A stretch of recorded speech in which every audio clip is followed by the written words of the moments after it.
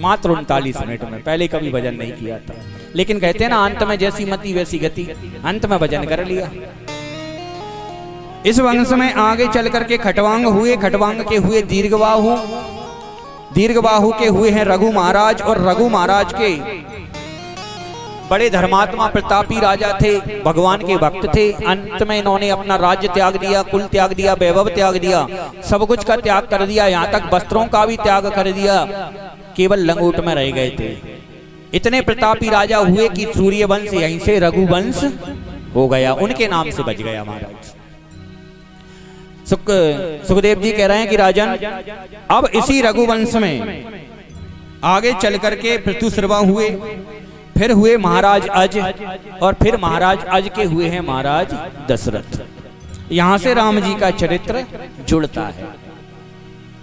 पहले राम कथा इसलिए सुनाई है सुखदेव जी महाराज ने राजा परीक्षित को, क्योंकि राम जी का जीवन की मर्यादा अगर हमारे जीवन में आएगी तब हम कृष्ण का चरित्र समझ पाएंगे, इसलिए राम कथा कही है। और राम कथा ज्यादा नहीं कही, संक्षेप में कही है।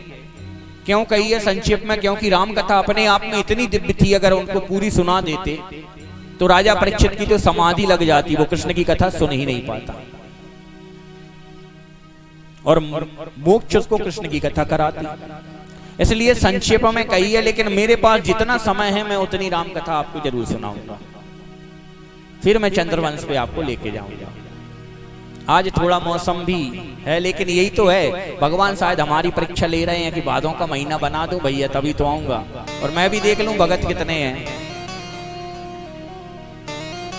अमृत की वर्षा यहाँ पे हो रही है, तो धैर्य के साथ अव्यवस्था ना फैलाएं, व्यवस्था से बैठकर हरि कथा का आनंद लें। आज हम धूमधाम से भगवान के जन्मोत्सव मनाएंगे। राम कथा कहने को कुछ नहीं है, 2 मिनट में मैं भी आपको सुना सकता हूं कि एक थे राम और एक था रावण, एक क्षत्रिय एक बामन, इनने इनकी पत्नी चुराई, उनने उनसे की लड़ाई, बात को बन गवा तन्ना और तुलसी लिख गए पोथन्ना। रामचरितमानस महाराज पोथन्ना नहीं है।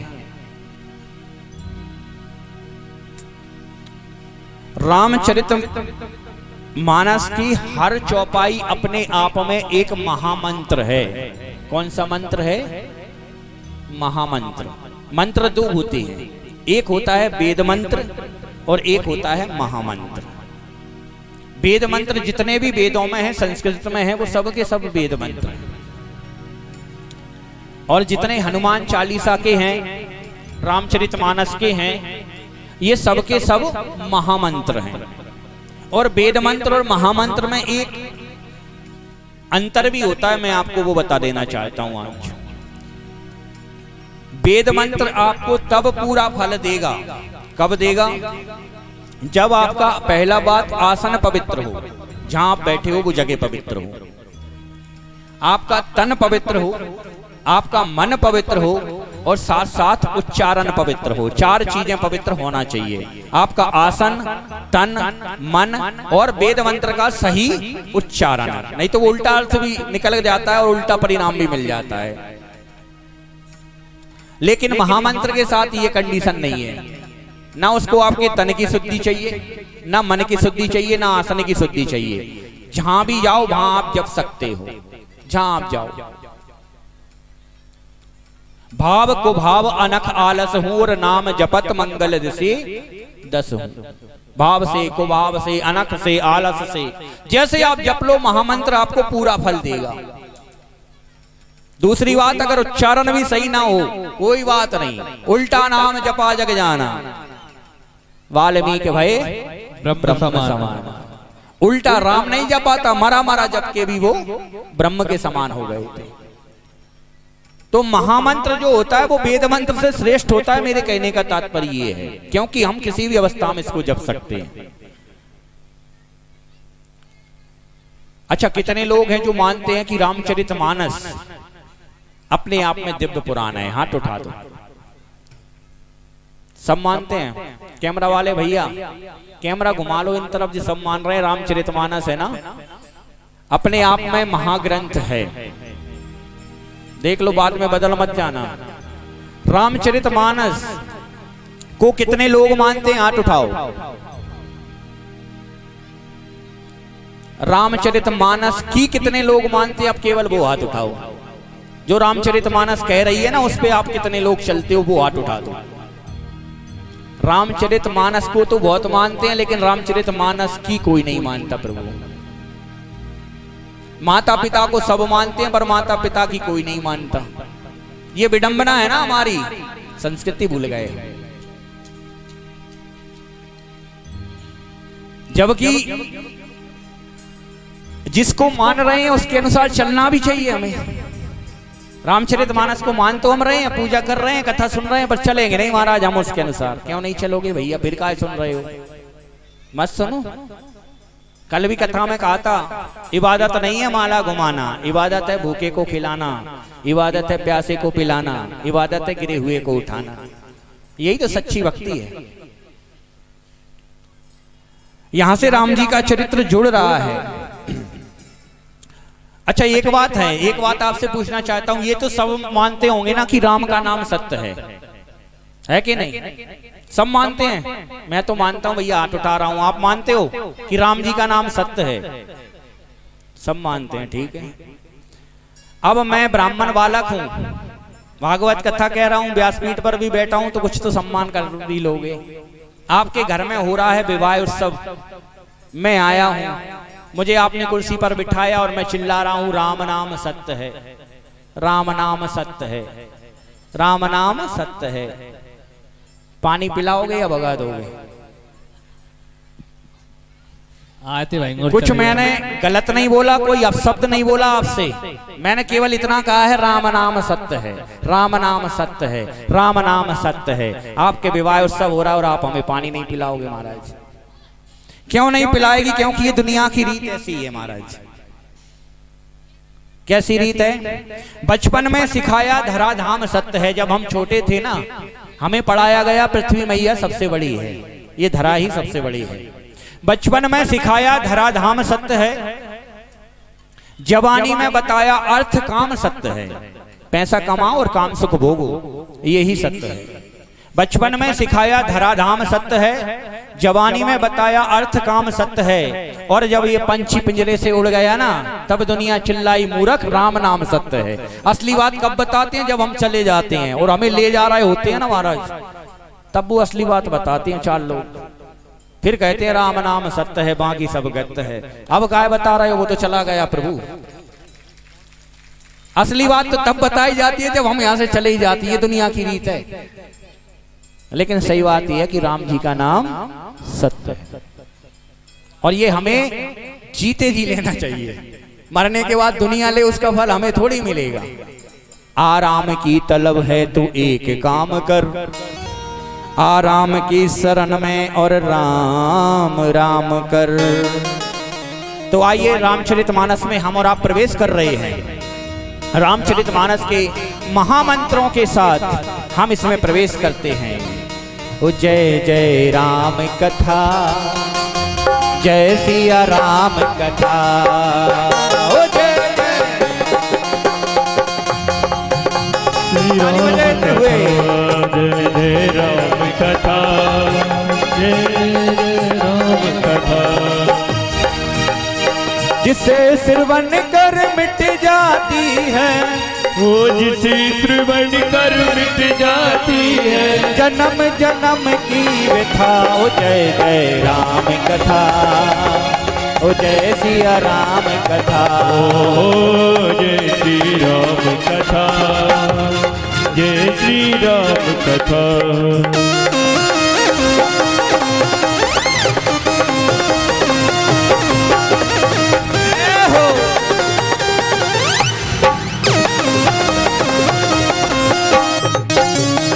ताली सेवा करती रहे।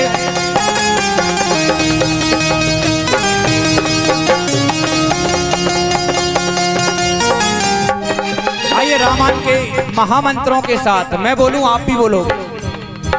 राम कथा कलिक टप कुठारी, कथा कज सुखकारी। सादर सुन गिरिराज कुमारी, सादर सुन गिरिराज कुमारी। राम कथा सुंदर करतारी, राम कथा सुंदर करतारी। संशय बेहग उड़ावन हारी, संशय बेहग उड़ावन हारी। तेरा सब संशय भागेगा, तेरा सब संशय भागेगा। मेरा सब संशय भागेगा, तेरा सब संशय भागेगा। पार्वती कर जथा, ओ जय जय राम कथा, जय सिया राम कथा।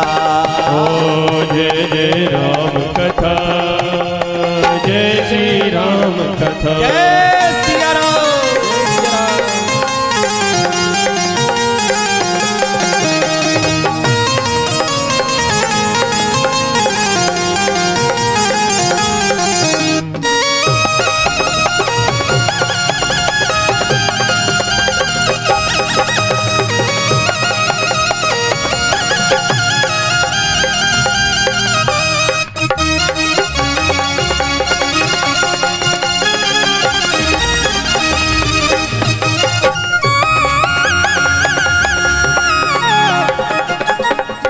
और मंत्र जपें।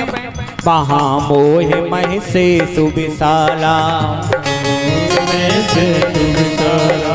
राम कथा कलिकाल कराला, राम कथा कलिकाल कराला। राम कथा शशि किरण समाना, राम कथा शशि किरण समाना। संत चकोर करहि जई पाना, संत जगोर करे जय पाना। सुन कर तू भी अमर हो जाए, सुन कर दूरी अमर हो जाए। सुन कर तू भी अमर हो जाए, सुन कर तू भी अमर हो जाए। श्री हनुमंत जथा। दोनों हाथ उठाकर ओ जय जय राम कथा, ओ जय सिया राम कथा।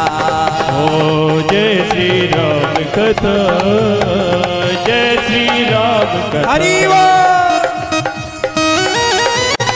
हाथ ऊपर ही रहे, नीचे ना आए।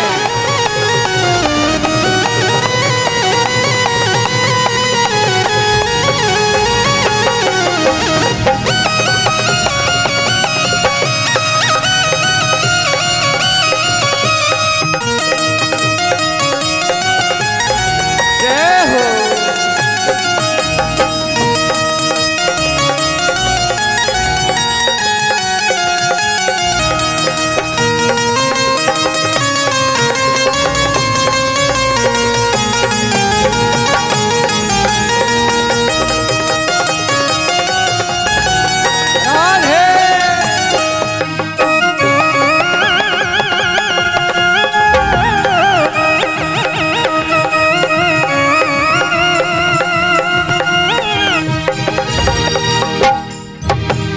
राम कथा कलिका मत गाई, राम कथा कलिका मत गाई। सजन संजीवन मोर सुहाई, सजीवन मोरि सुहाई। बुद्धि विश्राम सकल रन रंजन, बुद्धि विश्राम सकल जन रंजन। राम कथा कलि कलुष निकंदन, राम कथा कलि कलुष निकंदन। तेरा परमारथ बन जाए, मेरा परमारथ बन जाए। मेरा परमारथ बन जाए, मेरा परमारथ बन जाए। श्री नारद कर जथा। दोनों हाथ उठाकर ओ जय जय राम कथा, ओ जय सिया राम कथा। ओ जय जय राम कथा, जय श्री राम कथा। ओ जय जय राम कथा, ओ जय सिया राम कथा। जय जय राम कथा, जय श्री राम कथा।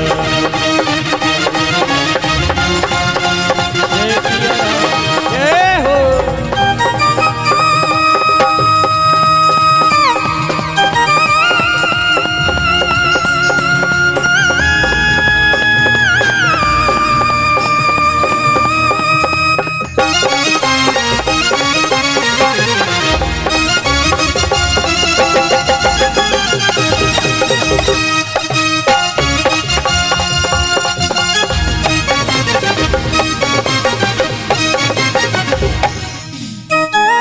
राजा रामचंद्र भगवान की।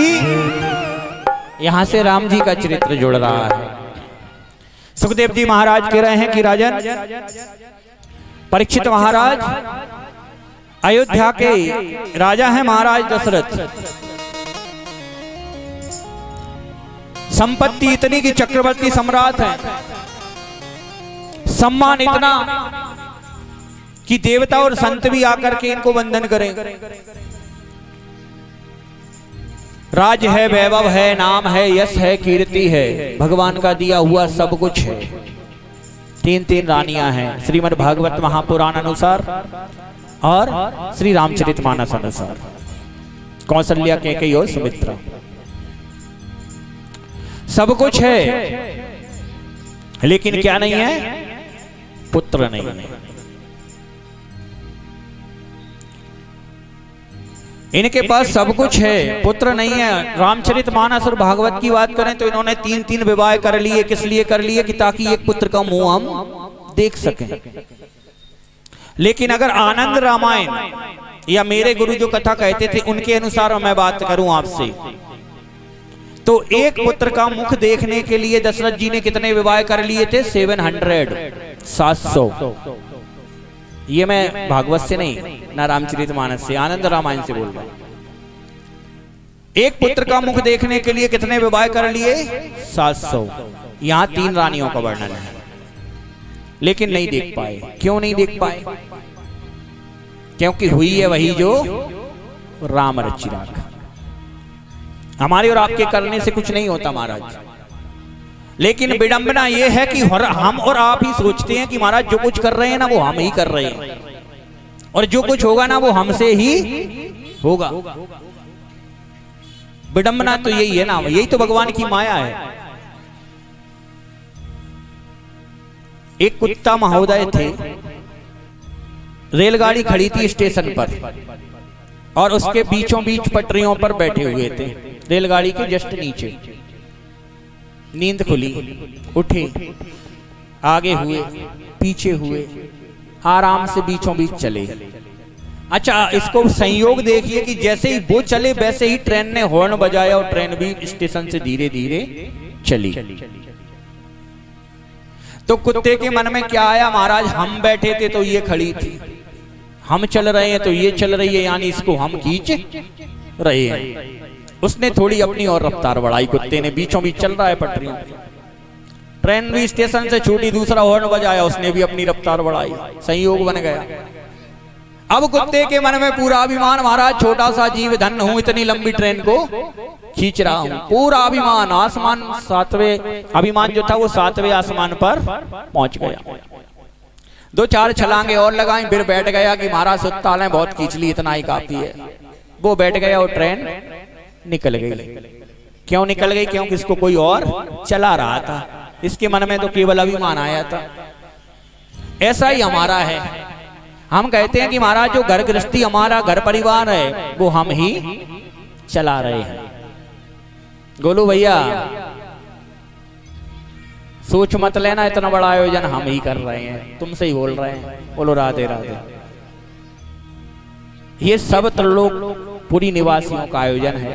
सबने, किसी ने तन से, किसी ने मन से, किसी ने धन से, और जिससे जो बन पड़ रहा है वो सेवा कर रहे हैं। इसलिए श्रेय सबको देना, कथा तुम्हारे लिए ही बोल रहे हैं।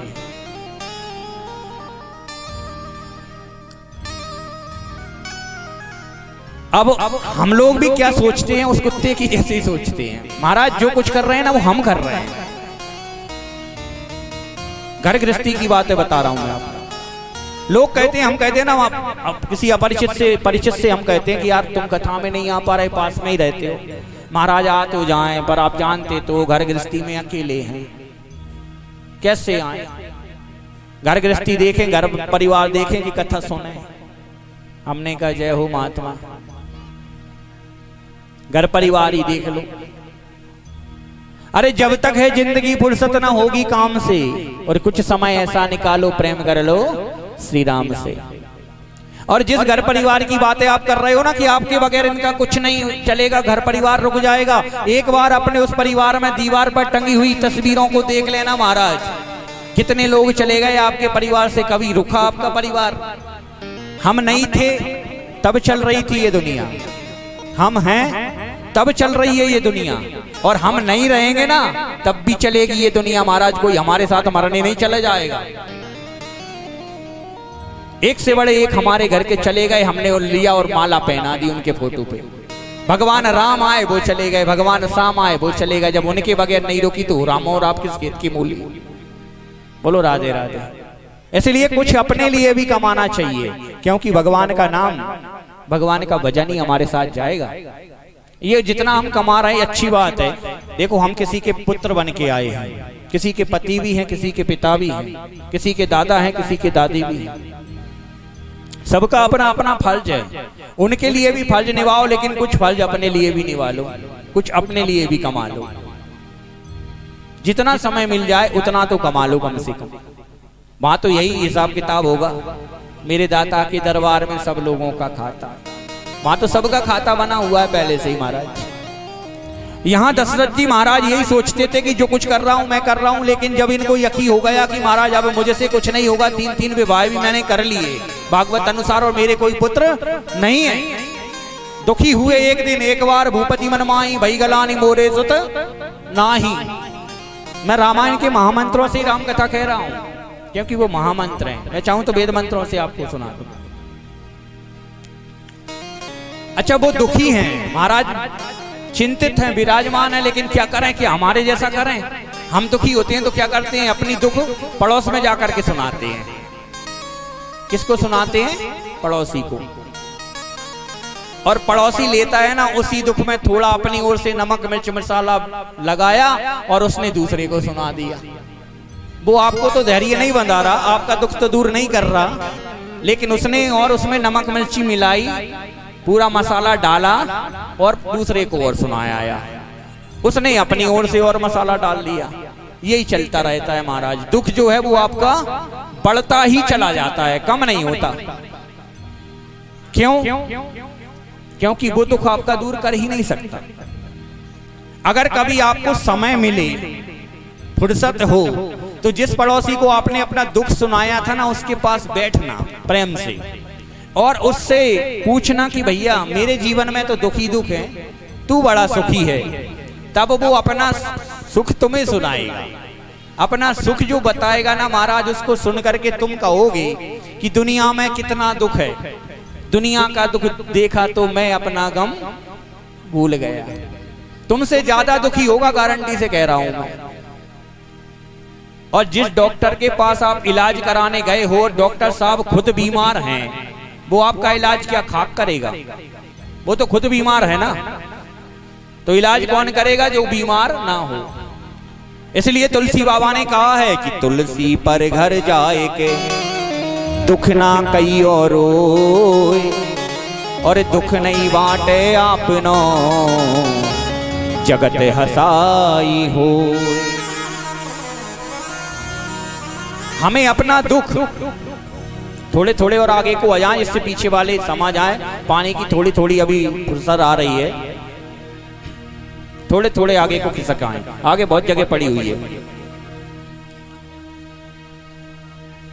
आज वहां के बिहारी कह रहे हैं कि हम तो पानी बरसते बरसते में ही आएंगे।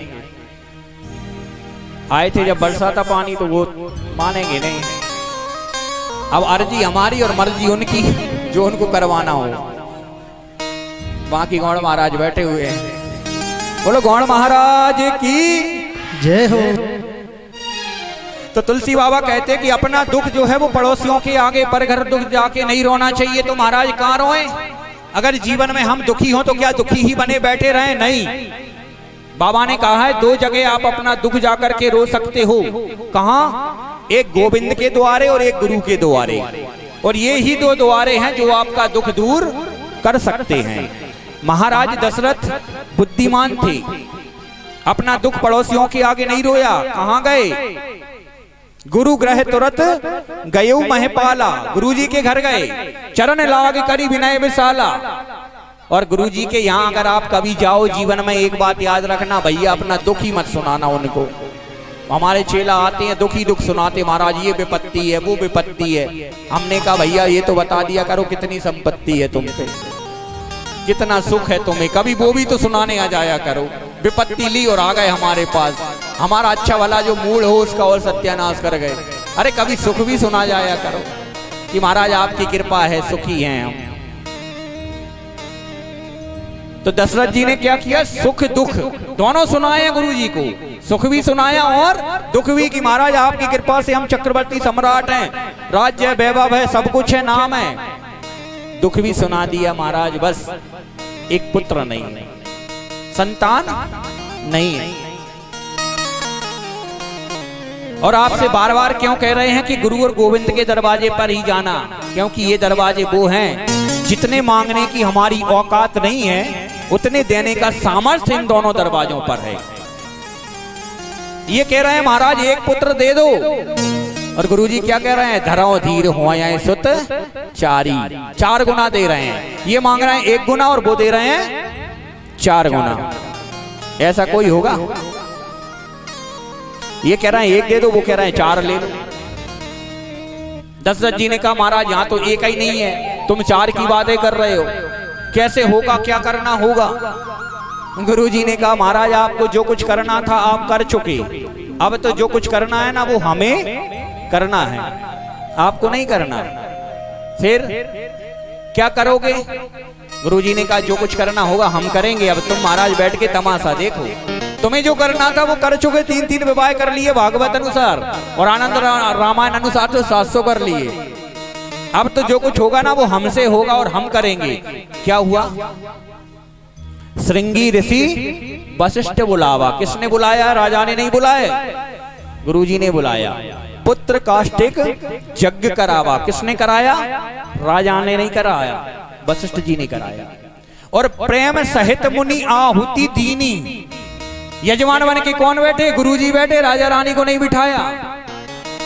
यज्ञ कौन कर रहे हैं? प्रेम सहित मुनि आहुति दीनी। बुलाया भी पंडित को उन्होंने, यज्ञ भी उन्होंने कराया, यजमान भी खुद बने हैं। राजा से कह दिया तुम तमाशा देखो। गुरु जब कृपा करता है ना तो सब कुछ अपने हाथ में ले लेता है कि महाराज अब तुमसे कुछ नहीं होगा, जो कुछ होगा हमसे होगा। प्रेम सहित मुनि आहुति दीनी और प्रगटे अग्नि हाथ चरुलीनी। खीर का दोना लेकर के अग्निदेव भगवान, यज्ञ नारायण भगवान उस हवन कुंड से प्रकट हुए। बोले यज्ञ नारायण भगवान की जय हो। वशिष्ठ जी ने वो दोना ला करके आज दे दिया है राजा दशरथ जी को कि जाओ और अपनी रानियों में बांट दो। क्योंकि पहले जो कुछ किया था उससे उनको सीख मिल गई थी कि महाराज एक को पिलाया था तो बाकियों ने जहर दे दिया था, इसलिए इन्होंने कहा कि सबको बांट दो महाराज।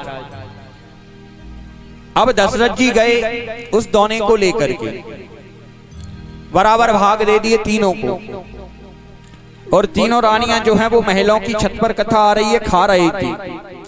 भक्षण करने गई तो एक चील आई और सुमित्रा जी का दोना लेकर के उड़ गई, वो प्रसाद का। और सुमित्रा जी का जब वो दोना लेकर के चली गई तो अंजनी मैया गौतम और अहिल्या जी की पुत्री, केसरी नंदन वानर राज की धर्मपत्नी अंजनी माता जी तप कर रही थी जंगल में, उनकी गोदी में वो दोना गिरा दिया है। वहां उन्होंने भक्षण किया है और उनके गर्भ में श्री हनुमान जी महाराज का प्रादुर्भाव हुआ है। बोलिए हनुमान जी महाराज की जय हो। यहां पर जब वो चील दोना लेके उड़ गई तो सुमित्रा जी रोने लगी। कैकेयी ने कहा बहना श्राप मत दे देना, वो तो नादान पक्षी है, उसको उसका भोजन लगा इसलिए लेके उड़ गई। बोली मैं श्राप नहीं दे रही दीदी, तो मैं तो इसलिए रो रही हूं कि अब तुम दोनों पुत्रवती बन जाओगे, हम ऐसे ही रह जाएंगे। कौशल्या जी ने कहा कौन कह रहा है तू ऐसी ही रह जाएगी, तुझे तो विधाता ने 2-2 पुत्रों की माता बनने का सौभाग्य दिया है। सुमित्रा जी रोते हुए कहती हैं यहाँ तो दोना ही नहीं है महाराज, प्रसाद ही नहीं है और 2-2 पुत्रों की बातें हो रही है, कैसे नहीं होगा?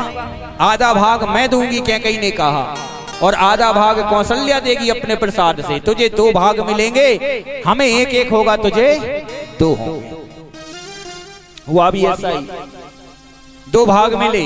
और जिस दिन दो भाग मिले, सुमित्रा ने कहा कि अगर मुझे दो लाल पैदा हुए, ध्यान से सुनना, तो बड़ा कौशल्या जी के पुत्र की सेवा में अर्पण कर दिया, छोटा कैकेयी माता की पुत्र की सेवा में अर्पण कर दिया। जन्म नहीं हुआ था लखन का और शत्रुघ्न का, बांट दी गई थी सेवा पहले ही। ये है भारत की भूमि, ये है भारत की कथाएं। यहां ये आपस में तीनों कौन है? बहनें हैं? नहीं है। अगर सीधी शुद्ध भाषा में बोलूं, ये आपस में तीनों सौत हैं। और स्त्री सब कुछ बर्दाश्त कर ले, पर सौत बर्दाश्त नहीं कर सकती। लेकिन भारत की संस्कृति, भारत की भूमि है, राम जी का चरित्र है। और राम ऐसे ही घर में आएंगे जहां सौतें भी बहनों से बढ़कर के रहती हैं। ऐसे घर में ही तो राम आएंगे। हम के हमारे घर आ जाएं, कैसे आ जाएं? हमारे घर में तो हम बहनें तो छोड़िए, सास बहू अच्छे से नहीं रह रही है, देरानी जेठानी अच्छे से नहीं रह रही है। क्यों नहीं रह रही है? क्योंकि हम अपनी संस्कृति को भूल गए। हम रामचरितमानस को भूल गए, जहां सौतें भी बहनों के जैसे रहा करती थी। हम उसको ना देख रहे ना सुन रहे। हम तो क्या देख रहे हैं, क्योंकि सास भी कभी बहू थी। कहानी घर घर की, साथिया 1 और साथिया 2। और इसमें नंद भौजाई के खिलाफ साजिश कर रही है, सास बहू को फंसा रही है, बहू जेठानी को फंसा रही है। जैसा देखेंगे वैसा हम करेंगे। हमारी संस्कृति तो रामायण है, रामचरितमानस है, जहां सौतें भी बहनों की जैसा रहती थी, बल्कि बहनों से अच्छा रहती थी। हम अपनी संस्कृति को भूल गए। और राम जी हमें जीवन कैसे जीना चाहिए यही सिखाने आए। भक्षण किया प्रसाद का। कुछ समय के पश्चात सभी रानियों को गर्भ हुआ, और गर्भ होने के पश्चात उचित समय आ रहा है, परम पवित्र समय आया। मधुमास है, यानी चैत का महीना है, शुक्ल पक्ष है, नवमी तिथि है, मध्य दिवस है, शीत न घामा है, और प्रभु प्रकट हुए हैं। सुखदेव जी महाराज की वाणी में सुन लें पहले, फिर हम बाबा तुलसी की वाणी में तो सुनेंगे ही। कि सशंकम चक्रम सक्रीट कुंडलम सपीत वस्त्रम सरसीरुहे छनम सहार बक्षा स्थला कौस्तभम श्रियम नमामि विष्णुम शिरसा चतुर्भुजम। शंख चक्र गदा पद्म लेकर चतुर्भुज रूप में लक्ष्मी नारायण भगवान प्रकट हुए हैं। बोले लक्ष्मी नारायण भगवान की जय हो। कहां प्रकट हुए हैं? अभी कौशल्या जी के अंदर गर्भगृह। और बोले मैया, याद दिलाया, मैंने तुझे वरदान दिया था पिछले जन्म में, मैं तेरा पुत्र बन के आऊंगा। सो आ गया मैं पुत्र बन के। मैया ने कहा क्या बन के आयो महाराज? कहीं पुत्र बन के। कहीं इतो लंबो छोड़ो पुत्र महाराज, ऐसो पुत्र ना हुए, ऐसो तो राक्षस पैदा हुए। दुनिया हंसेगी हम पे अगर आप ऐसे पैदा हो गए तो। 4 हाथों वाला कोई पुत्र होता है भला? भगवान ने 2 हाथ कम कर दिए। कहीं इतना बड़ा भी ना हुए, भगवान छोटे बन गए। मैया अब तो पुत्र लग रहा हूं, कहीं नहीं लग रहा है। क्यों? कि महाराज ये अस्त्र शस्त्र भगवान ने हटा दिए, अब लग रहा हूं, कहीं नहीं लग रहे। फिर अब निर्वस्त्र हो जाओ महाराज। ये बालक जब जन्मता है तो कपड़ों के सहित थोड़ी आता है। भगवान बोले निर्वस्त्र होना पड़ेगा, कहीं मैया के आगे तो होना पड़ेगा। भगवान ने अपने पीताम्बर त्याग दिए। बोले भैया अब तो बस लग रहा हूं, कहीं नहीं लग रहे। कहीं अब क्यों नहीं लग रहा? कहीं महाराज रो नहीं रहे आप, रो, कहीं रोना भी पड़ेगा। कहीं बालक बन के आए हो तो बालक की सब क्रियाएं करना पड़ेंगी। भगवान आज प्रकट हुए हैं और आइए बाबा ने मानस में गाया है, उसी के साथ हम और आप चलें। भाई प्रगट कृपाला दीन दयाला कौशल्या हितकारी। तारी मुनि मनहारी अद्भुत रूप विचारी। प्रगट कृपाला दीन दयाला कौशल्या हितकारी। सित बहतारी मुनि मनहारी अद्भुत रूप विचारी लोचन अभिरामा तनु घन श्यामा जय हो निज आयुध भुज चारी भूषण मन माला नयन विशाला शोभा से दुखरारी कह दुई कर जोरी स्तुति तोरी की विधि करो अनंता माया गुण ज्ञानातीत अमाना वेद पुराण बनता हो करुणा सुख सागर सब गुण आगर यही गावहि श्रुति संता सो मम हित लागी जन अनुरागी भयो प्रगट श्री कंता ब्रह्मांड निकाया निर्मित माया रोम रोम प्रतिवेद कहे मम और शोभासी यह उपहासी सुनत धीर मति धीर न रहे उपजा जब ज्ञाना प्रभु मुस्काना चरित बहुत विधि कीन चही कही कथा सुहाई मातु बुझाई यही प्रकार सुत प्रेम लहे माता पुनि बोली सुमति डोली तजहु तात यह रूपा की जैसी सुलीला अति प्रिय शीला यह सुख परम अनूपा सुनि बचन सुजाना रोदन ठाना हुए बालक सुर भूपा यह चरित जो गावहि हर पद पावहि तेना परहि भव कोपा विप्रधेनु सुर संत हित लीन मनुज अवतार निज इच्छा निर्मित तनु माया गुण गोपाल सियावर रामचंद्र जी की जय अयोध्या राम लला जी की जय। यहाँ पर भगवान प्रगटे हैं। आज अयोध्या में तो बधाइयाँ बजी हैं, हम नहीं बजवा रहे हैं, लेकिन क्योंकि मेरे राम जी के चरित्र को ज्यादा सुनाना है आपको, जितना भी समय हमारे पास है। दशरथ जी को समाचार मिला, अति प्रसन्न हुए और एक एक करके चारों भाइयों का जन्म हुआ है। चारों भाइयों के जन्म के उपरांत भगवान राघवेंद्र इस धराधाम पर क्यों आए, इस पर थोड़ी सी चर्चा करें।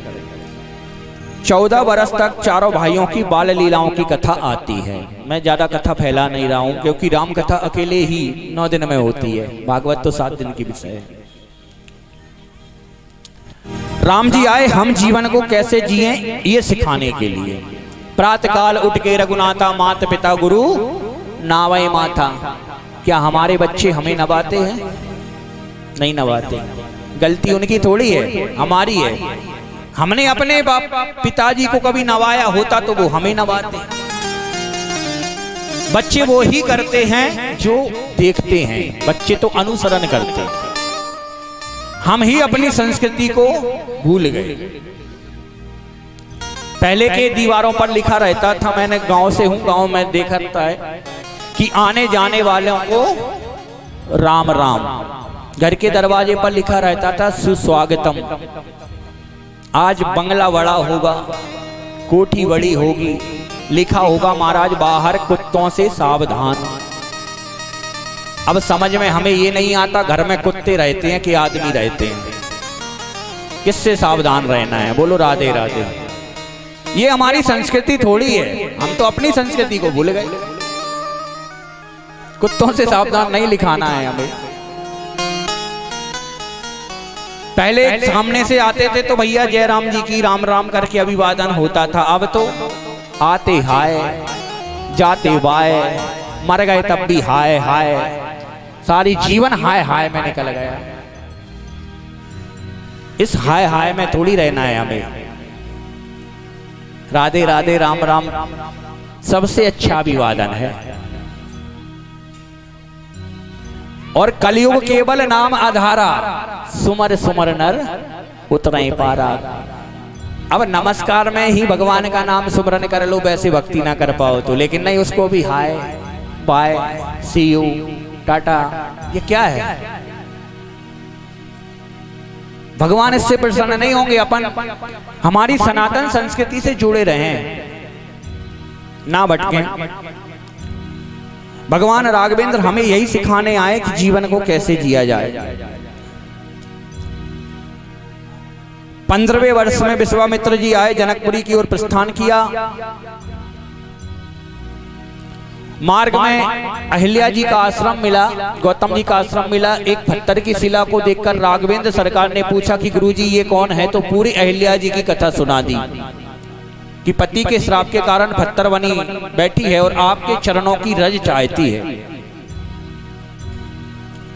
उन्होंने कहा महाराज मेरे चरणों की रज कही? हाँ। राघवेंद्र ने कहा महाराज मैं मर्यादा पुरुषोत्तम हूं, ये अगर आपने बता दिया एक स्त्री हैं जो पत्थर हैं, मैं अपनी रज इन पे कैसे दूं? विश्वामित्र जी ने कहा सुन राघवेंद्र, आज तेरी परीक्षा है, तूने भक्तों की बहुत परीक्षा ली है। एक भक्त हुआ था जिसने पत्थर में से भगवान पैदा कर दिया था। कौन भक्त? कल ही कथा सुनाई थी आपको, प्रहलाद जी महाराज। एक भक्त हुआ जिसने पत्थर में से भगवान पैदा कर दिया। आज भगवान की परीक्षा है, पत्थर में से भक्त पैदा करके बताए। सुखदेव जी कह रहे हैं राजन परीक्षित, राघवेंद्र ने चरण उठाया था, पवन देव ने सहायता की थी, चरणों की रज उठा करके उस शिला पर डाली थी और अहिल्या जी का उद्धार हुआ था। बोलो राघवेंद्र सरकार की। जनकपुर गए थे, सबको पता है ये राम कथा, मैं तो नहीं कह रहा हूं ज्यादा। जनकपुर जब ये पहुंचे तो सीता जी स्वयंवर में इनका विवाह हुआ। और इनका ही नहीं हुआ महाराज, बाद में जब बारात पहुंची तो चारों भाइयों का विवाह 4 राजकुमारियों के साथ संपन्न हो गया। वापिस आए, 27 वर्ष की जब अवस्था थी इनकी, इनको राज तिलक की तैयारी की गई, लेकिन हुई है वही जो राम रचि राखा। समय किसी का होता नहीं है, समय की मार सब पर पड़ती है और इन पर भी पड़ी, वनवास हुआ। राघवेंद्र सरकार, जानकी मैया और लक्ष्मण लाल तीनों बन के गए। दशरथ जी का मरण, भरत जी का आगमन हुआ। भरत जी इनको मनाने आए, इन्होंने अपने खड़ाऊ दी और कहा कि पिता की 2 आज्ञा हैं 2 पुत्रों के लिए, एक मुझे और एक तुझे। मेरे लिए वन का राज्य, तेरे लिए अयोध्या का राज्य है, और दोनों पुत्रों को पिता की आज्ञा का पालन करना है। समझा बुझा करके लौटा दिया। चित्रकूट पर जाकर रहे थे तो 11.5 वर्ष चित्रकूट पर रहे एवं अन्य जगहों पर फिरे। 12वें वर्ष में ये पंचवटी पर आए और माहों का महीना था, शुक्ल पक्ष था, अष्टमी तिथि थी जब सीता जी का हरण हो गया। सीता जी की खोज में जटायु मोक्ष की कथा आती है, सबरी उद्धार और पंपा सरोवर को स्वच्छ करने की कथा आती है। और यहाँ से अब हनुमान जी महाराज के चरित्र में हम प्रवेश कर रहे हैं। मैं संक्षेप में इसलिए गया यहाँ कि थोड़ा हनुमान जी के चरित्र पर मुझे रुकना था। क्यों रुकना था? कल आपसे मैंने कहा था कि प्रभु चरित्र सुनवे को रसिया और राम लखन सीता मन बसिया। हनुमान जी महाराज बैठे होंगे, किसी ना किसी रूप में कहेंगे तू सबकी कथा कह रहा है, मेरी नहीं कह रहा बेटा, तुझे देख लूंगा। उनके घोंटे से कोई नहीं बच सकता, तो उनको प्रसन्न तो करके चलना पड़ेगा। बोलो राधे राधे। हनुमान जी महाराज से मुलाकात हुई। मनोजवम मारुततुल्य वेगम जितेन्द्रियं बुद्धिमतां वरिष्ठं वातात्मजं वानरयूथ मुख्यं श्रीरामदूतं शरणं प्रपद्ये। आषाढ़ के महीने में सुग्रीव जी से मित्रता कराई है हनुमान जी महाराज ने। वर्षा ऋतु के पश्चात अगन मास की तिथि थी। तिथि कौन सी थी? एकादशी। और हनुमान जी महाराज लंका गए। 13 दिनों तक लंका में उन्होंने ढूंढा है, माता सीता को नहीं मिली है। 13वें दिन के शाम को विभीषण जी से भेंट हुई, पता उनसे लिया है और रात्रि में ही अशोक वाटिका के उस अशोक वट वृक्ष के ऊपर जाकर के विराजमान हो गए। 14वें दिन प्रातः काल में रावण आया है, माता को डरा रहा है, धमका रहा है, कृपाण दिखा रहा है कि अगर 1 महीने के अंदर तूने मेरा वरण नहीं किया तो मैं तेरा मरण कर दूंगा। 1 महीने की समय अवधि दी है मैया।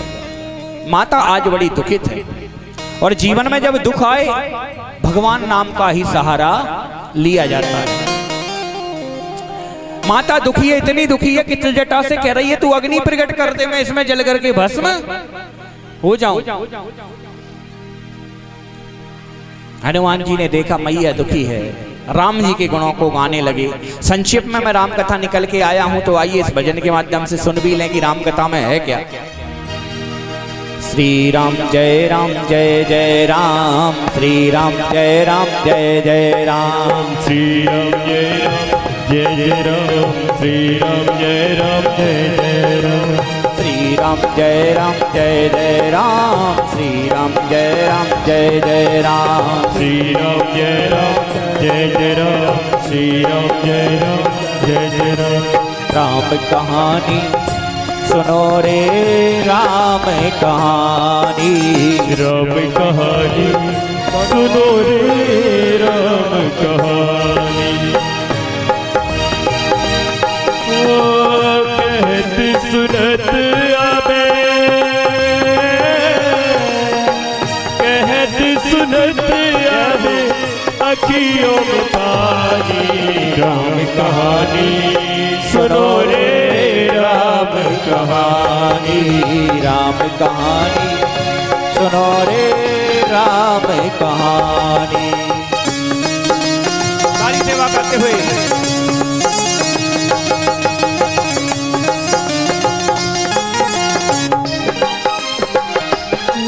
दशरथ की राज दुलारे, कौशल्या की आंख की तारे। दशरथ के राज दुलारे, कौशल्या की आंख के तारे। वे सूर्य वंश के सूरज, वे रघुकुल के उजियारे।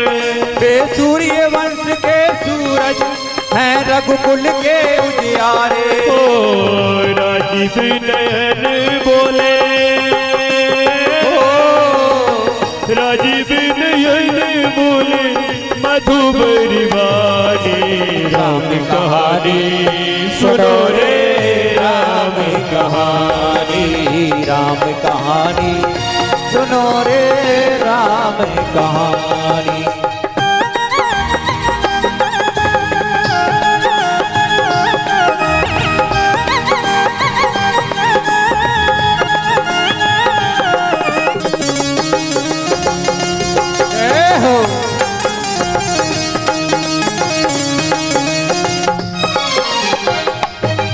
शिव धनुष भंग प्रभु करके ले आए सीमोवर के। शिव धनुष भंग प्रभु करके ले आए सीतावर के। घर त्याग भय वनवासी, पितु की आज्ञा सिर धर के। घर त्याग भय वनवासी, पितु की आज्ञा सिर धर के। ओ लखन सियाली संग, लखन सियाली संग छोड़ी रजदानी। राम कहानी सुनो रे राम कहानी, राम कहानी सुनो रे राम कहानी।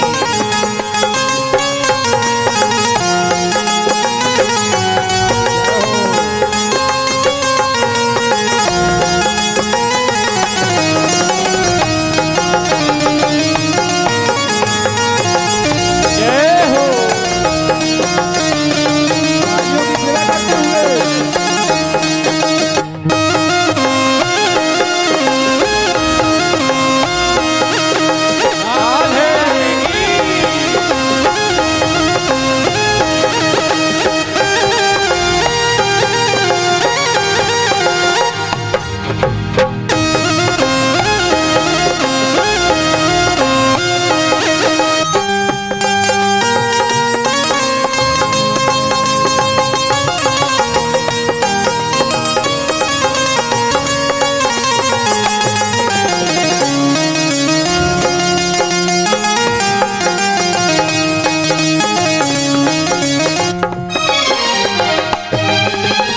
भेष भिक्षु का धर के भिक्षा का ग्रह करके, भेष भिक्षु का धर के भिक्षा का आग्रह करके, उस जनक सुता सीता को ले आया छल से हर के।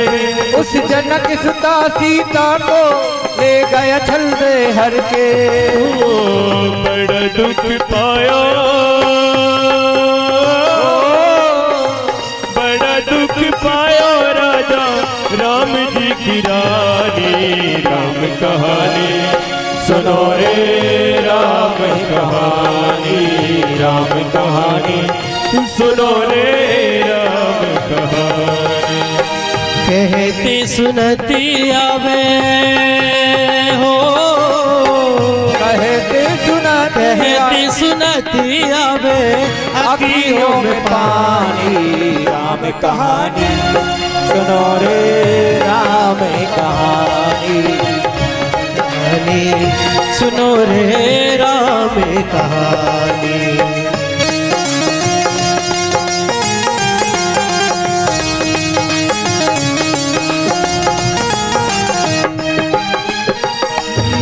श्री राम ने मोह पठाया, मैं राम दूत बन आया।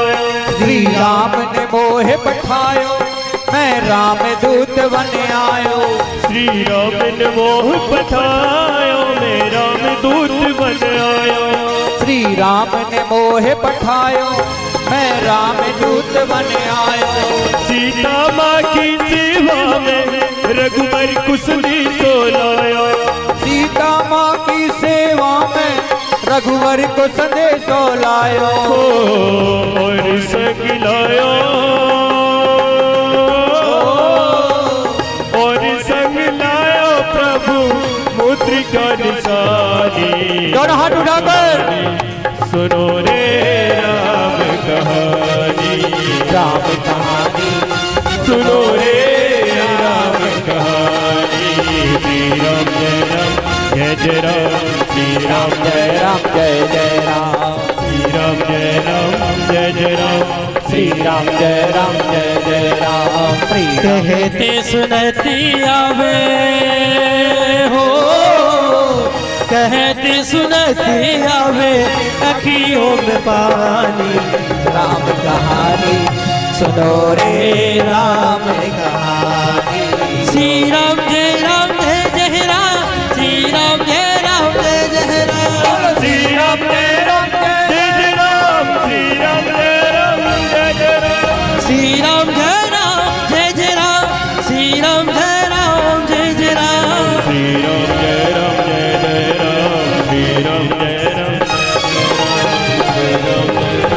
जय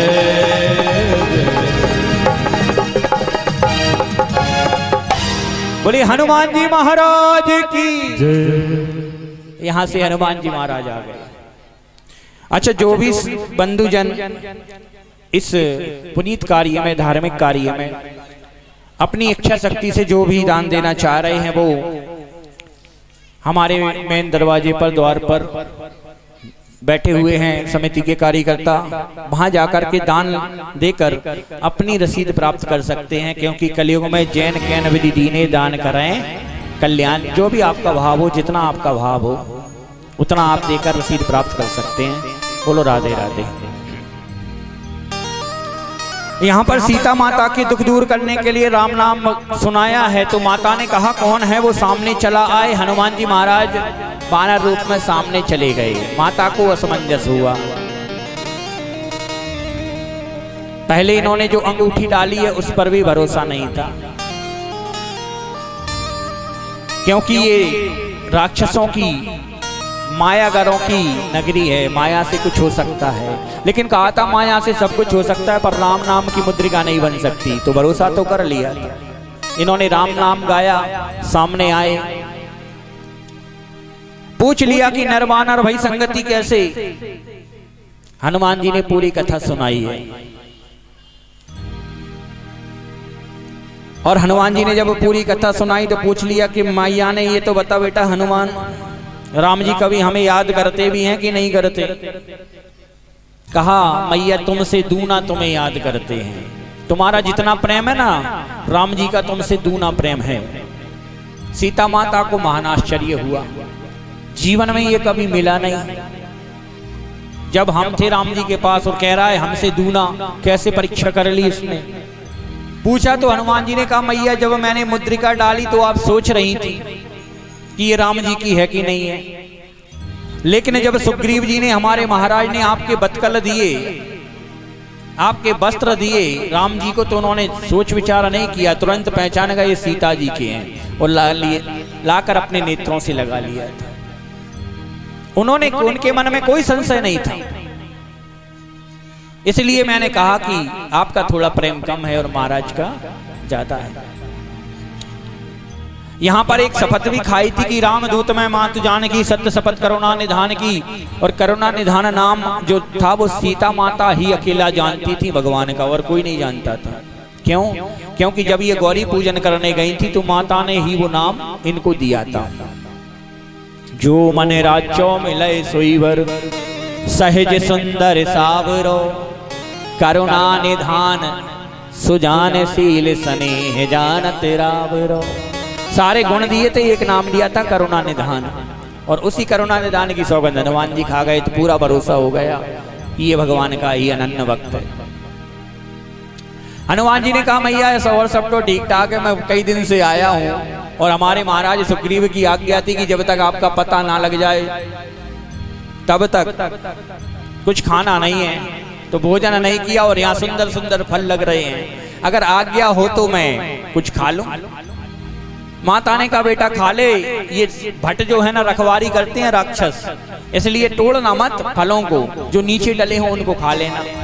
ठीक है मैया। अब हनुमान जी महाराज ससो वाटिका में विचर रहे हैं, लेकिन एक भी फल नीचे नहीं डला, और मैया ने तोड़ने की मना कर रखी है। फल तोड़ नहीं सकते और फल नीचे है नहीं, और भूख लग रही भयंकर। अब क्या करें? बुद्धि लगाई हनुमान जी महाराज ने, फल तोड़ने की मना की है, पेड़ तोड़ने की मना थोड़ी की है। पेड़ को पटाओ, जमीन पे पटको, और जो फल गिर जाए उनको खा जाओ। ऐसा ही हनुमान जी महाराज करने लगे तो वहां जो रखवारे थे वो इनको मारने के लिए आए। मारने के लिए आए तो हनुमान जी महाराज तो जो सामने आए उस पर एक पेड़ पटकने की जय सिया राम, वो वही मर जाए। अक्षय कुमार आया, हनुमान जी एक मुक्का मारे और उस पेड़ पे चढ़ जाए, पलट के दूसरा मारे, दूसरे पेड़ पे चढ़ जाए। अक्षय कुमार परेशान, एक बार पूरा पेड़ पटाया और उल्टा पटक दिया उसी के ऊपर, उसका भी प्राणांत हो गया। और सुबट आए जो अक्षय कुमार के साथ आए थे, तो धन्य है हनुमान जी महाराज। कछु मारसी कछु मरदसी, कछु मिले असी धरि दूर, कछु बुनि जाए पुकारे ते मरगट बलभू। कछु मारसी, कछु को मार रहे हैं, कछु को मर्द रहे हैं। मर्द रहे हैं मतलब क्या कर रहे हैं? अपने हनुमान जी महाराज को आपने देखा वानर हैं, कितनी रोम है उनके शरीर में, पूरी रोम खड़ी कर ली सुई की जैसी। सुई होती है ना अपनी सूझ, उसके जैसी अपनी पूरी रोम खड़ी कर ली। कछु मारसी कछु मर्दसी, मर्द रहे हैं, दो राक्षसों को पकड़े और अपनी ही रोम से मर दें। अब आप कल्पना करो, माताएं तो कर ही सकती हैं, वो ब्रश होता है ना कपड़े धोने का, प्लास्टिक का ही होता है, उसमें जो कांटे होते हैं कभी अपने गाल पे रगड़ के देखना, उसी से तो एक बार रगड़ने में लाल पड़ जाएगा। वो बेचारे सुई की नोक जैसे बाल और उनको रगड़ रहे हैं, उनकी क्या हालत हो रही होगी। हनुमान जी महाराज उनको पकड़े, रगड़े और उठा करके दूसरी जगह रखें, तो वो बोले आपस में, अरे कारे कलुआ तू तो गोरो होगा, बेचारों काले से गोरो हो जाए पूरो, इतने जोर से रगड़ा। कछु मारसी कछु मरदसी, कछु मिले असी धरी दूर, कछु को पकड़े और धूला में ऐसे रगड़े और फिर बिठा दें, वो और पहचान में ही ना आए आदमी है कि औरत है महाराज। और कछु पुनि जाए पुकारे थे मरकट बलबूर, कछु पहुंचे भागते भागते रावण की सभा में, हे महाराज ऐसा भारी कपी आया है, अशोक वाटिका उजाड़ दी और आपके बेटे का मार दिया अक्षय कुमार को। मेघनाथ गया, मेघनाथ को भी भगवान हनुमान जी ने बहुत परेशान किया, लेकिन जब इसने ब्रह्मास्त्र का संधान किया तो उसकी ब्रह्मा जी की लाज रखने के लिए मूर्छित होने का इन्होंने स्वांग रचाया और गिर गए। अब ये मूर्छित पड़े हैं, फिर भी कोई बानर जो है के पास नहीं जा रहा, कपी के पास नहीं जा रहा, एक भी राक्षस। भरोसा नहीं है महाराज उठ जाए तो फिर वही दशा करे। मेघनाथ ने कहा अरे मूर्खो चलो उठाओ इसको। गए उसके पास, उठाया, बड़ी मुश्किल से ले जा रहे हैं। आगे आगे मेघनाथ, पीछे हनुमान जी महाराज को लिए जा रहे हैं राक्षस। हनुमान जी महाराज तो मूर्छित होने का स्वांग रचाए थे, मूर्छा खुल गई। इधर देखा उधर देखा, क्यों कलुआ कहाँ ले जा रहे हो? बोले महाराज हम नहीं ले जा रहा, ये आगे वाला ले जा रहा है आपको, हम तो उसकी सेवक हैं। अच्छा सेवक हो तो हमारी बात मानो क्या, कि राम नाम गाओ। उनसे वो राम राम बुलवाए। मेघनाथ चिल्लाए क्या कर रहे हो मूर्खों? कहीं महाराज हम नहीं कर रहे, यही कर रहा है। मेघनाथ ने कहा जैसे तैसे पिता की सभा में पहुंच जाए। ले गए, खड़ा कर दिया। हनुमान जी महाराज ने बहुत रावण को समझाया, समझ में नहीं आई। यहां तक वो तो मारने तैयार हुआ तो विभीषण जी आए। उन्होंने कहा महाराज ये दूत बन के आया है, प्राण दंड नहीं दे सकते, कुछ और दंड का विधान करो। रावण ने कहा एक काम करो, इसकी पूंछ में आग लगा दो। बिना पूंछ के ये वानर जहां जहां जाएगा वहां अपनी खुद की हंसी कराएगा और अपने स्वामी की हंसी कराएगा। ये सुझाव सब राक्षसों को अच्छा लगा, लेकिन हनुमान जी को तो बहुत ही अच्छा लगा। राक्षसों को अच्छा लग रहा है और हनुमान जी को बहुत अच्छा लग रहा है। क्यों लग रहा है? क्योंकि जब आए थे और बैठे हुए थे, सीता माता दुखी थी तो त्रिजटा समझा रही थी कि मैंने एक सपना देखा है बेटी। क्या? सपने वानर लंका जा रही। हनुमान जी महाराज कह रहे थे कि शायद राम जी मुझसे कहना भूल गए कि बेटा पता नहीं लगाना, लंका भी जला के आना है। अब मोबाइल तो है नहीं, तो ऐसे ही खबर पहुंचा दी। अब खबर तो आ गई, अब व्यवस्था कहां से लगेगी? कि अब व्यवस्था यहां से लगेगी। तेल भी तुम्हारा, कपड़े भी तुम्हारे, आग भी तुम ही लगाओगे और लंका भी तुम्हारी ही जलेगी। हनुमान जी महाराज तो ऐसे ही अद्भुत हैं, तुम्हारी चीज तुम्ही पर काम आएगी सारी। इनकी पूंछ में जब आग लगाई गई तो इन्होंने उलट बुलट लंका सब जारी, पूरी लंका को जला दिया। और पूछ बुझाए खोई सिर में, धरी लगी रूप बहो, जनक सुता के आगे ठाड़ वयु कर जोर। मां जानकी के आगे हाथ जोड़कर खड़े हो गए। अच्छा जानकी मैया ने पहले तो इनसे एक प्रश्न किया कि बेटा ये तो बता, तू जब आया था, जब मैं राम राम राम राम जप रही थी, भगवान का नाम जप रही थी और भगवान का नाम जपने में मुझ पर आई विपत्ति, रावण आया, डराया धमकाया मुझे। अगर मुझ पर ही राम का नाम जपने में विपत्ति आ रही है तो भक्तों पर जो भगवान का नाम जपते होंगे उन पर तो ज्यादा आती होंगी। तो भैया कोई काय को भगवान का नाम जपेगा? भगवान के नाम पे तो विपत्ति दूर जानी चाहिए, यहां तो विपत्ति आ रही है, ऐसा क्यों? सीता माता कह रही हैं जब मैं भगवान के साथ थी तो एक आया था इंद्र का बेटा जयंत, कौवे का भेष बनाकर, चरण में चोंच मारी थी, ना बाण हाथ में थे ना धनुष हाथ में था राम जी के। एक सीख उठाई, उसी को बाण बनाया और उसके पीछे लगा दिया था। यहाँ पूरी की पूरी रावण मुझे हर लाया और आज तक राम जी का कोई बाण नहीं आया। हनुमान जी महाराज ने कहा मैया राम जी का बाण भी आ गया और आपके सामने खड़ा है, आपको दिख नहीं रहा। कहीं कहां? कहीं मैं खुद बोले, क्योंकि राम जी के हनुमान जी बाण थे। जब ये जा रहे थे सीता माता की खोज करने, इधर से उड़ रहे थे ना, बाबा ने इशारा कर दिया था मानस में, जिमी अमोघ रघुपति करवाना, ऐसे ही भांति चले हनुमाना। अमोघ बाण किसको कहते हैं? जो अपना काम कर आए और पुनः तरकस में वापिस आ जाए। तो हनुमान जी महाराज को तो वही संज्ञा दे दी थी तुलसी बाबा ने कि जिमी अमोघ रघुपति करवाना। और मैया तू कह रही है ना विपत्ति आई, तू राम राम जप रही थी, उससे पहले मैं आकर के रात्रि में पेड़ पर बैठ गया था। तेरे ऊपर विपत्ति सुबह आई है, भगवान की कृपा रात में ही आ गई है। मैं बैठा हुआ था, रावण तो बाल बांका नहीं कर सकता था। और हमारे जीवन में भी यही होता है, विपत्ति सामने खड़ी रहती है, इसलिए हमें लगता है कि संकट ही संकट आ रहे हैं, और भगवान की कृपा सर के ऊपर रहती है, इसलिए हमें दिखाई नहीं देती। जबकि उस विपत्ति से बाहर वो ही निकालता है, जो विपत्ति आई है उससे पहले वो उसका हल भेज देता है। लेकिन विपत्ति दिखती है, कृपा दिखती नहीं है। सीता माता को संतोष हुआ, बोली बेटा ये बात तो सत्य है। ये बता, अच्छा एक बात बता, तूने सारी लंका जला दी पर तेरी पूंछ नहीं जली, तेरी पूंछ भी तो जलनी चाहिए थी। बोली मैया उस पूंछ में जो आग लगाई गई थी वो साधारण आग थोड़ी थी, तो दिव्य आग थी, राम रोष रूपी पावक थी। जो अपराध भगत कर करही और राम रोष पावक सो जरई। वो साधारण अग्नि नहीं थी, वो तो राम के क्रोध रूपी अग्नि थी। मैया मुस्कुराई, बोली वो तो सब ठीक है, पर अग्नि भी अपना पराया नहीं देखती बेटा। राम की भी अग्नि होगी तो भी तेरी पूंछ तो जलती, थोड़ी बहुत जलती, यहाँ तो निशानी नहीं है कि आग लगी थी। बोली मैया उस पूंछ में केवल जलाने की शक्ति नहीं थी, बचाने की भी शक्ति बैठी थी। बोली बचाने की शक्ति? कही हाँ। कौन? कही आप। हाथ जोड़ ली हनुमान जी ने। उस अग्नि में आप भी विराजमान थी, तो मैया अपने बेटे को कैसे जलने देती? कही मैं कैसे विराजमान थी? हनुमान जी बोले मैया मुझे पता है, जब प्रभु को लीला करनी थी तो आपको अग्नि में वास कराया था कि मैं करो निशाचर नासा और तुम करो अग्नि में वासा, और जिसमें बेटे की माँ बैठी हो वो अग्नि बेटे को नहीं जला सकती।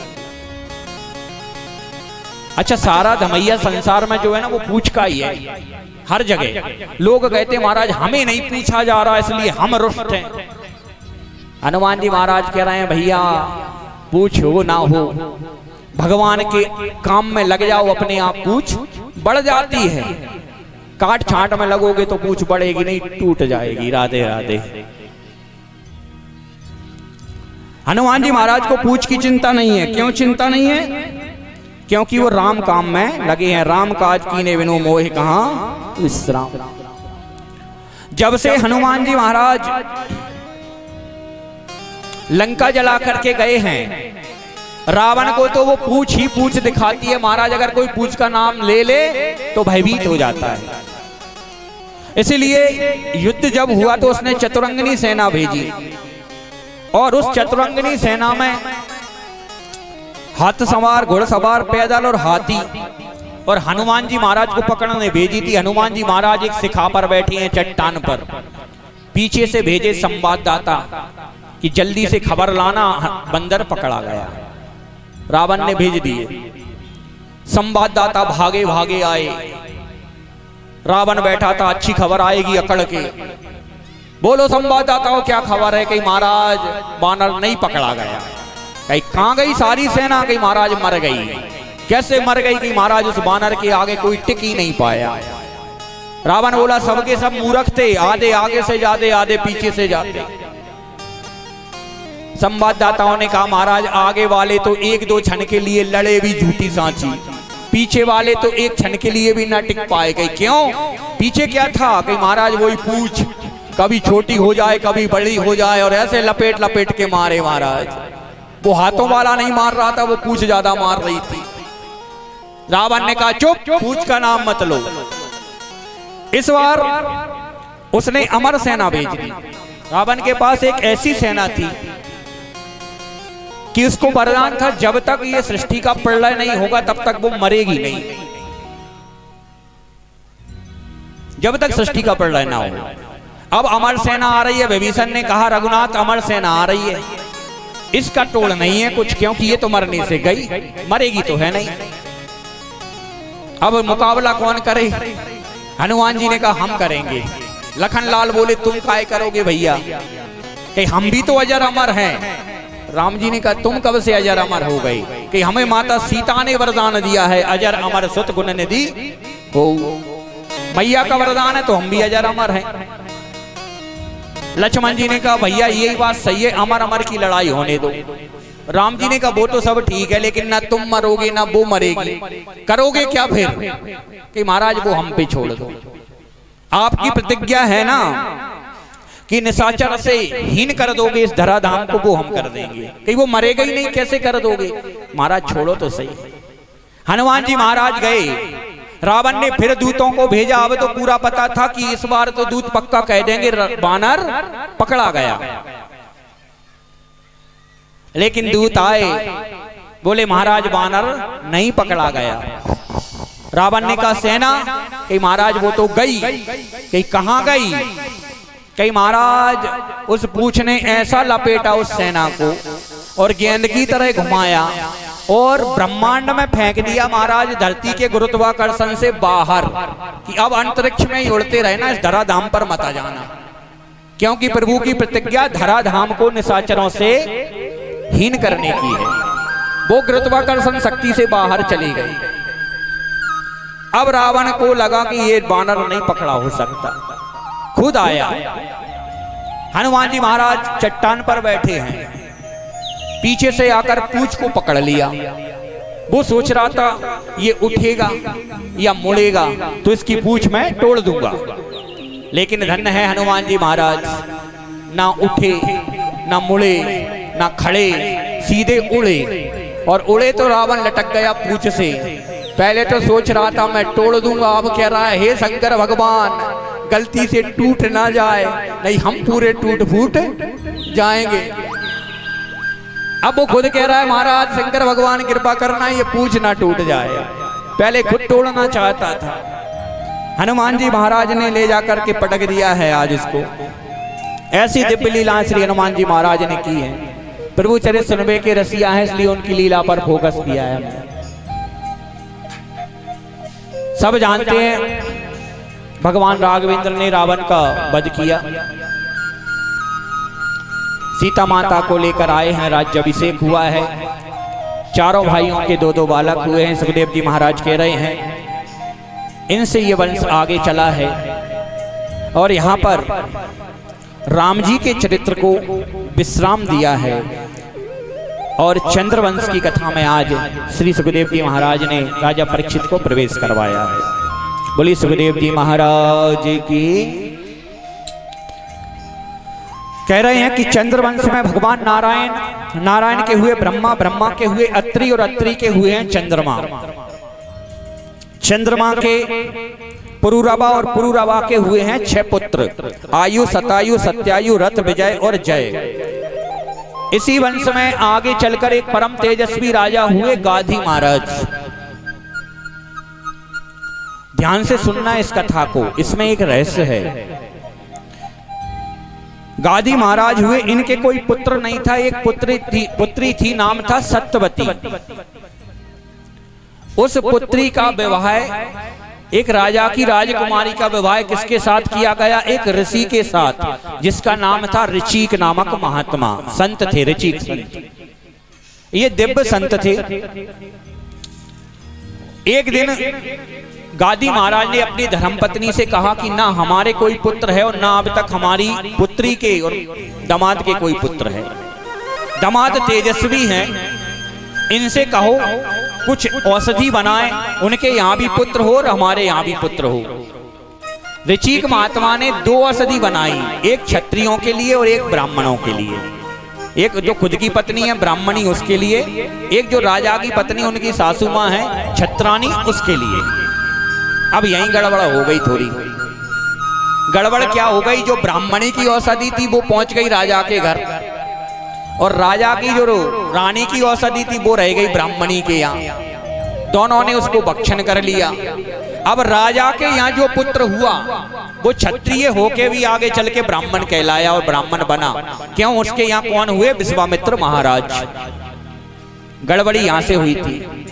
और यहाँ ब्राह्मण ऋचिक जी के यहाँ जो पुत्र हुए वो ब्राह्मण होके भी क्षत्रियों के गुण आए। कौन हुए? इनके यहाँ जमदग्नि महाराज, और जिनके हुए परशुराम महाराज। तो क्षत्रियों के गुण यहां से गड़बड़ हुई। सुखदेव जी महाराज कह रहे हैं कि गाधी महाराज के जो विश्वामित्र पुत्र पैदा हुए वो आगे जाके महात्मा बने, लेकिन गृहस्थ जीवन में इनसे 100 पुत्र हुए। कितने पुत्र हुए इनके? 100 पुत्र, जिससे ये चंद्रवंश आगे को चला। इसी वंश में आगे चल करके नहुस नामक एक राजा हुए। और नहुस नामक एक राजा हुए तो अति, इनके 6 पुत्र थे, अति, अयाति, संयाति, आयति, व्यति और कृति। और अयाति महाराज के सबसे बड़े जो पुत्र हैं वो हैं यदु महाराज। सबसे बड़े पुत्र का नाम है यदु महाराज। ये परम प्रतापी राजा हुए और चंद्रवंश यहीं से यदुवंश में परिवर्तित हो गया, यहीं से यदुवंश कहलाने लगा। इसी यदुवंश में कई पीढ़ियों के बाद हुए हैं देवमीड़। अब इस कथा को ध्यान से सुन लें। देवमीड़ के हैं 2 रानियां। पहली रानी से हुए हैं अर्जन और परजन, और दूसरी रानी से हुए हैं सूरसेन। एक रानी के हैं अर्जन परजन और एक रानी के हैं सूरसेन। सूरसेन के हैं वसुदेव, और अर्जन परजन जो दूसरी रानी के हैं उनके हैं नंद बाबा, जो दोनों को मिलाकर के 9 भाई थे। लेकिन वैसे नंद बाबा अर्जन के थे तो वो खुद 3 भाई थे। ऐसे ये वसुदेव भाई भाई लगते थे, वसुदेव और नंद बाबा।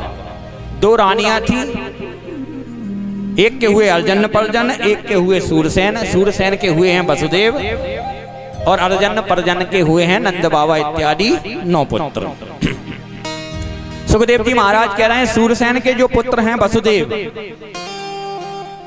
उनके 9 पत्नियां हैं कि रोहिणी गौरवी भद्रा मदिरारोचना इलाहा देवकी प्रमुखा आसन्या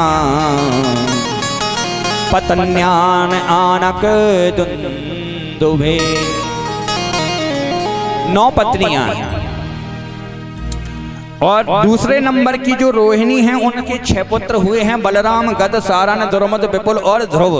और सबसे छोटी जो देवकी है उसके 8वें पुत्र के रूप में सावरे सरकार आए हैं। 11 वर्ष की लीला गोकुल में, 14 वर्ष की मथुरा में और 100 वर्ष की द्वारिका में की है।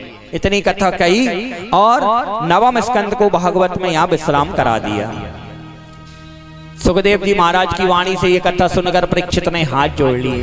बोले महाराज, अन्य कोई राजाओं का जब वंश आया तो बहुत विस्तार में सुनाया आपने, और जब मैं जिस कथा को सुनने के लिए बैठा हूं लालायित हो रहा हूं, बाप बिल्कुल रॉकेट बन के निकल गए। इतने संक्षेप में निकल गए कि इतने वर्ष यहाँ और इतने वर्ष यहाँ और इतने वर्ष यहाँ। तब इन्होंने प्रश्न किया कि कतिदो वंश विस्तारो भवता सोम सूरयो राज्ञाम चोभाय वंशाना चरित्र परमाद्भुतम। उन्होंने कहा महाराज, अन्य कोई वंश आया, आपने बहुत भयंकर विस्तार करके सुनाया, लेकिन प्रभु अब मुझे कृष्ण की इन पावन लीलाओं को भी विस्तार पूर्वक सुनना है। इन लीलाओं को सुनने के लिए मेरे कर्ण जो हैं वो लालायित हो रहे हैं, इसलिए आप मुझे विस्तार से इन लीलाओं का पान कराइए। तब श्री सुखदेव जी महाराज आज उन लीलाओं का पान कराने के लिए जा रहे हैं। कह रहे हैं कि राजन, एक नगरिया है मथुरा, राजा है वहां के उग्रसेन, और उग्रसेन वहां के राजा हैं। उनका जो पुत्र है उसका नाम है कंस। ताकर सुमन कंस अति पापी असुर बुद्धि भयो जग संतापी। जगत को संताप देने वाला, जगत को दुख देने वाला वो पुत्र है। बालपन में ही छोटे छोटे बालकों को पकड़ के ले जाए और कुआं में पटकाए, माराए, छोटे में ही जुआ खेले, मदरा पिए, सब कुछ करे। अत्याचारी अनाचारी बालक है। ताकर सुमन कंस अति पापी असुर बुद्धि भयो जग संतापी। जग को संताप, जग को दुख देने वाला बालक है। थोड़ा और बड़ा हुआ, युवराज पद का उत्तराधिकारी हो गया, लेकिन इसके जो संगी साथी थे उन्होंने कहा कि महाराज आपको युवराज घोषित नहीं करेंगे। क्यों नहीं करेंगे? क्योंकि महाराज के जो सभासद हैं वो विरोध करेंगे, महाराज इसको युवराज मत बनाओ, इसको राजा मत बनाओ, इसलिए मत बनाओ, ये बड़ा अत्याचारी है, ये प्रजा को सुख नहीं देगा, ये प्रजा को दुख देगा। तो कंस ने कहा फिर क्या करें, हमारी तो पत्थर दिल की छवि बनी हुई है जनता में, जनता तो हमारा सपोर्ट नहीं करेगी। तब उन्होंने कहा महाराज आप एक काम करो, आपकी चचेरी बहन है देवकी,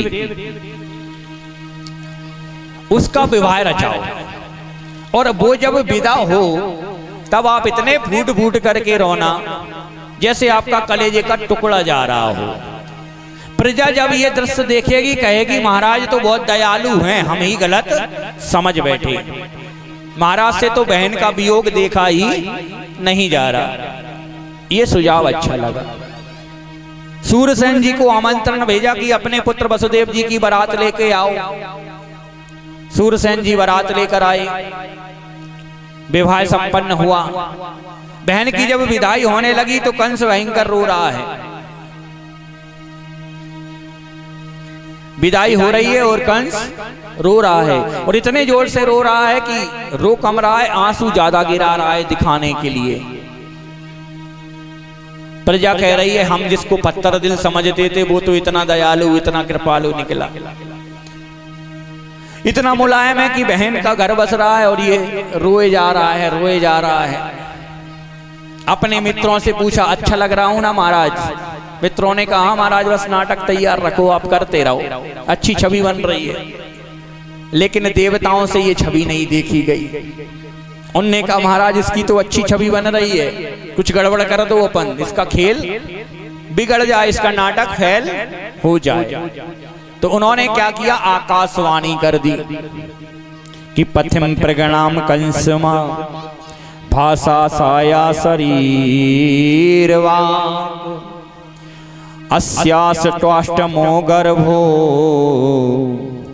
हंतायाम बहसे बुधाहा। अस्यास त्वाष्टमो गर्भो, जिस बहन को इतने राजी खुशी तू विदा करने जा रहा है ना, उसी का 8वां गर्भ तेरा काल होगा। ये आकाशवाणी कर दी। आकाशवाणी हो गई महाराज, और आकाशवाणी सुन करके कंस अपने असली रूप में आ गया। अभी तक सारथी बना था, हाथ में घोड़ों की लगाम थी, लेकिन अब वो खड़ा हो गया, तलवार निकाल ली। आकाशवाणी सुनकर के बहन कांप रही थी, मुकुट गिर चुका था उसका, उसके केस पकड़ लिए। बहन कह रही है मुझे दर्द हो रहा है भैया छोड़ दे। केसों के भर उसको घसीटते हुए रथ से नीचे उतार लिया, मारने को तैयार हो गया तलवार से। लेकिन सामने वसुदेव जी आ गए जो अभी अभी विवाह कर लाए हैं। बोले पत्नी को अपने सामने तो नहीं मारने दूंगा। बोले राजन क्या कर रहे हो? वीर जो होते हैं ना वो स्त्रियों पर हाथ नहीं उठाते, और खासकर अपनी ही बहन पर। कंस ने कहा आपने सुना नहीं, इसका 8वां पुत्र मेरा काल होगा।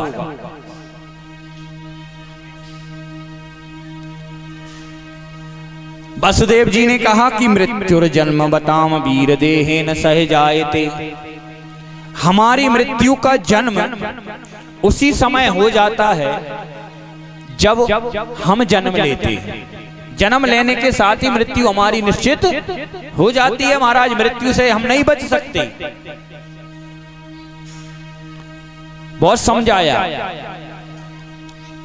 लेकिन जो धर्मात्मा लोग होते हैं उन्हें समझ में आ जाती है। अधर्मी लोगों को ज्ञान की बातें समझ में नहीं आती। वो क्या करते हैं, या तो विरोध करते हैं, किंतु परंतु करते हैं, या उठ करके चले जाते हैं। कंस को समझ में नहीं आई। बोले नहीं मैं तो इसका वध करूंगा, ना रहेगा बांस ना बजेगी बांसुरी। जब यही नहीं रहेगी, 8वां गर्भ ही नहीं होगा, तो महाराज मैं कहां से मरूंगा? वसुदेव जी ने कहा महाराज अपने सामने तो मैं इसको मरने नहीं दूंगा। उन्होंने कहा राजन एक बात बताओ, तुम्हारी शत्रु देवकी है या इसका 8वां गर्भ है? कंस ने कहा महाराज इसका 8वां गर्भ ही हमारा शत्रु है, देवकी हमारी शत्रु नहीं है, ये तो बहन है। तो महाराज मैं आपको वचन देता हूं, देवकी से जितने पुत्र होंगे 8वें गर्भ तक, आप 8वें की बात कर रहे हो, मैं पहले से बात कर रहा हूं, पहले से वचन दे रहा हूं कि पहले पुत्र से लेकर के 8वें तक के सारे पुत्र मैं आपको अर्पण कर दूंगा। अब उनको मारना हो छोड़ना हो ये आप जाने, मैं कुछ नहीं कहूंगा। बस देवकी को अभयदान प्राणदान दे दो। इतना उन्होंने कहा है। कंस को लगा कि हमने भी जितना नाटक किया है रोने गाने का, ये बिगड़ ना जाए। सुझाव अच्छा है, जो छवि अभी प्रजा में बनी है वो भी बनी रहेगी। तो उसने कहा सुनो, इसके लिए तुम्हें कुछ त्याग करना पड़ेगा। क्या? कि हाथों में हथकड़ी, पांव में बेड़ी, नार में दुम। वसुदेव जी ने कहा मंजूर है, आपको अपने घर में नहीं जेल में रहना होगा। वसुदेव जी ने कहा वो भी मंजूर है। धर्म की रक्षा के लिए जो इतना कुछ सह ले, उन्हीं के घर में भगवान आते हैं। आज वसुदेव देवकी के हाथ में हथकड़ी, पांव में बेड़ी, नार में दुम डाल दी गई, जेल खाने में पहुंचा दिया गया। उग्रसेन जी ने विरोध किया, उनको भी जेल में डाल दिया गया और स्वयं राजा बन के बैठ गया। इसी को कहते हैं समय की मार। जिस देवकी का हाथ की मेहंदी नहीं छूटी, पांव का महावर नहीं धुला, दुल्हन का सिंगार नहीं उतरा, वो ससुराल ना पहुंच करके सबसे बड़े ससुराल पहुंच गई। जिसको अभी देवी देवताओं की तरह पूजा जा रहा था, प्रेम से विदा किया जा रहा था, आज उसको दोषियों की तरह बंदी बना करके जेल में डाल दिया गया। ये होती है समय